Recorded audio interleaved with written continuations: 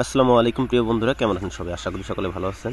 তো আজকে আমি অনেকদিন পরে আবার মুরগির ভিডিও ছাড়লাম। আমাদের রানিং মুরগিগুলো আজকে বয়স হচ্ছে 24 দিন। তো এতদিন আমি ভিডিও ছাড়তে পারি নাই, আমি একটা ঝামেলার মধ্যে দিয়ে সময় পার করছি। খুবই ঝামেলা ছিল আর কি, জীবনে মানুষের জীবনে একটা ঝামেলা হয়ে থাকে। তো আমাদের মুরগিগুলো দেখতেছেন আজকে 24 দিন। এই 24 দিনে কিন্তু অনেক ওষুধ চালাইছি, যেহেতু এটা শীতকাল, শীতের ডোজ অনেক ছিল, আমি ভিডিও ক্লিপে দিতে পারিনি।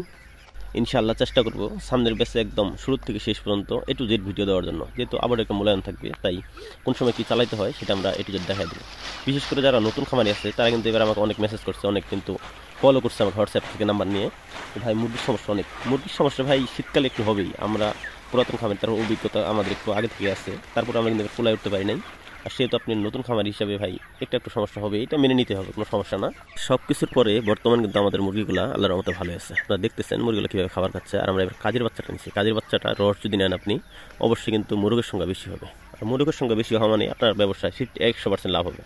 আপনি আবার মনে করেন না যে আমি এখানে কোনো কোম্পানির দালালি করতেছি, দালালি না ভাই, আমি নিজে এটা ব্যবহার করি। আমরা এই বাচ্চাটা আমরা নেই, আমরা এই বাচ্চার সম্পর্কে একটু জানি। আর মূলত মেন কথা হচ্ছে, এই শীতের মধ্যে এমন কোনো খামারই নেই যে যারা মুরগি একদম নিখুঁতভাবে বড় করছে আর কি, একমাত্র কন্ট্রোল সেট ছাড়া। আমরা যারা এরকম সাধারণ খামারি আছি, তারা কিন্তু এরকম একটা সমস্যার মধ্যে অতিবাহিত করে তারপর কিন্তু খামার করতে হয়। আল্লাহর রহমতে সব কিছু মিলে আর কি মুরগিগুলো ভালো আছে। তো এরপরে আমরা যে ভিডিওটা নিয়ে আসতেছি সেটা হলো আমরা লিটার, কীভাবে লিটার ব্যবহার করি এবং লিটারে কী কী মিক্স করি। শুধু কিন্তু ধানের তুষ দিলেই কিন্তু লিটার হয় না। তো ধানের তুষের সাথে আর কী কী মিক্স করতে হয় সেই ভিডিওটা কিন্তু আমরা সামনে নিয়ে আসতেছি। ভালো থাকবেন সবাই।